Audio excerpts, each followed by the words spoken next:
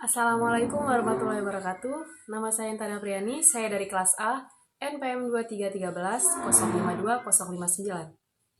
Baiklah, di sini saya akan mengerjakan tugas mata kuliah Agama Islam, dosen pengampu Dr. Eka Kurniawati, SH MPDI, mengenai PPT pada bab 4 yang menjelaskan tentang membangun paradigma Qur'ani sebagai sumber utama ajaran agama Islam. Bab 4. Membangun paradigma Qur'ani sebagai sumber utama ajaran agama Islam. Pengertian paradigma. Kata paradigma berasal dari bahasa Yunani yang asal katanya adalah para dan digma. Para mengandung arti di samping, di sebelah, dan keadaan lingkungan. Sedangkan digma berarti sudut pandang, teladan, arketip, dan ideal. Secara etimologi, kata paradigma berarti cara pandang, cara berpikir tentang suatu realitas.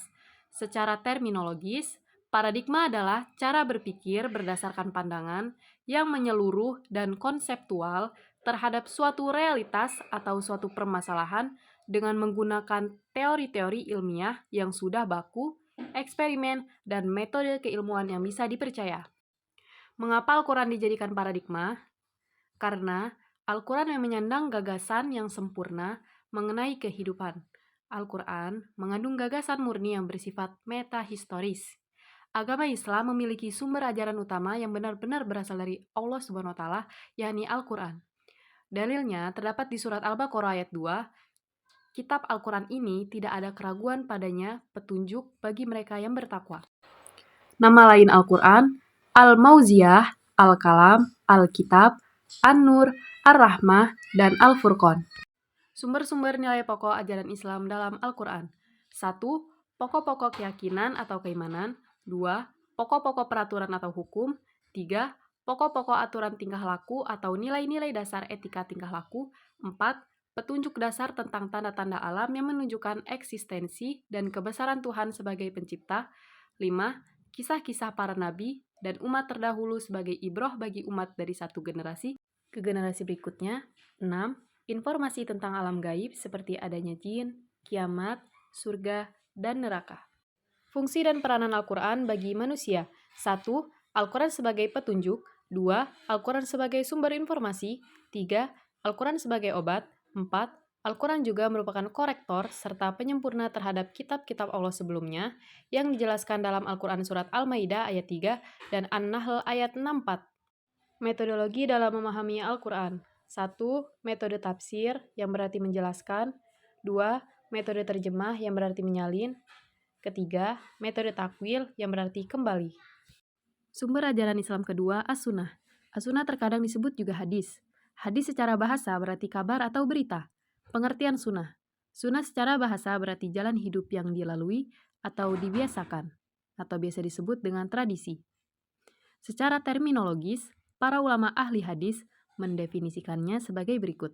Sesuatu yang didapatkan dari Nabi SAW yang terdiri dari ucapan, perbuatan, dan persetujuan, sifat fisik atau budi atau biografi, baik pada masa sebelum kenabian ataupun sesudahnya.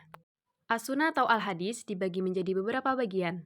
Yang pertama, dari segi bentuknya, dari segi orang menyampaikannya, dari kualitas hadis, dari segi diterima atau tidaknya, dari segi orang yang berperan dalam berbuat atau berkata, dan yang terakhir dari segi jenis, sifat, redaksi, teknis penyampaian hadis. Sejarah penulisan hadis. Hadis sebagai sumber ajaran Islam kedua, mendapat perhatian yang serius di kalangan umat Islam, karena dalam perjalanannya, dari waktu ke waktu, muncul adanya hadis-hadis palsu yang sengaja dibuat untuk kepentingan tertentu, seperti politik, jabatan, ekonomi, dan sejenisnya, sehingga kalangan ulama hadis sepakat untuk mengadakan pelacakan dan penyeleksian hadis secara cermat, mana hadis yang sesungguhnya berasal dari Rasulullah SAW dan mana yang hadis palsu. Perjalanan hadis Nabi. 1. Fase periwayatan dengan lisan. 2. Fase penulisan dan pembukuan. 3. Fase penyaringan. 4. Fase penghafalan. Dan kelima, fase klasifikasi. Kedudukan hadis atau as-sunnah. Sunnah merupakan sumber kedua ajaran Islam. Menurut Al-Suyuti dan Al-Qasimi, ada beberapa alasan mengapa sunnah menempati posisi kedua sumber ajaran Islam itu, yaitu 1. Al-Quran bersifat pasti dalam periwayatannya sedangkan sunnah tidak. 2. Sunnah berfungsi sebagai penjabaran Al-Quran. 3. Al-Quran adalah wahyu yang berasal dari Allah, baik redaksi maupun isinya, sedangkan sunnah dari hamba atau utusannya. Fungsi sunnah terhadap Al-Quran. 1. Menguatkan pernyataan Al-Quran. 2. Menerangkan ayat-ayat yang bersifat umum atau global. 3. Al-Sunnah berfungsi membatasi kemutkalan yang dinyatakan Al-Quran. 4. Al-Sunnah memberikan pengecualian terhadap pernyataan Al-Quran yang bersifat umum. 5. Al-Sunnah menetapkan hukum baru yang tidak atau belum ditetapkan oleh Al-Quran. Sumber ajaran Islam ketiga, ar-ra'yu atau ijtihad.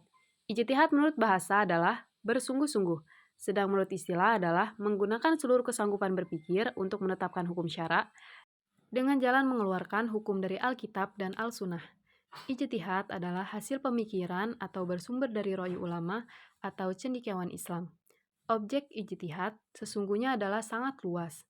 Semua persoalan yang belum jelas dasar hukumnya, baik dalam Al-Quran maupun Sunnah, atau bukan persoalan keimanan dan ibadah madhah, yang telah jelas dasar hukumnya baik dari Al-Quran maupun As-Sunnah. Kedudukan ijtihad.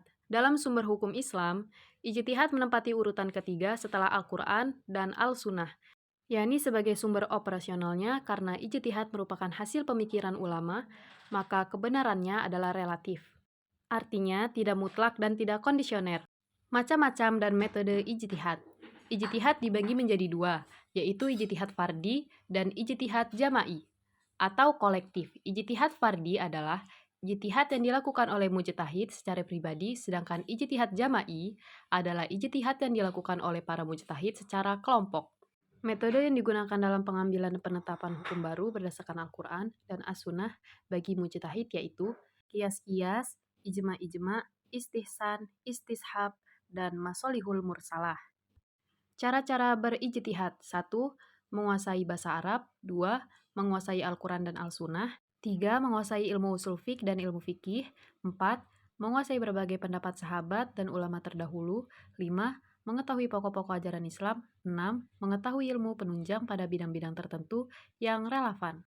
Tujuan Al-Quran diturunkan. 1. Meluruskan akidah manusia. 2. Meneguhkan kemuliaan manusia dan hak asasi manusia. 3. Mengarahkan manusia untuk beribadah secara baik dan benar kepada Allah. 4. Mengajak manusia untuk menyucikan rohani. 5. Membangun rumah tangga yang sakinah dan menempatkan posisi terhormat bagi perempuan. 6. Membangun umat menjadi saksi atas kemanusiaan. Dan 7. Mengajak manusia agar saling tolong-menolong. Sekian dari saya. Terima kasih. Wassalamualaikum warahmatullahi wabarakatuh.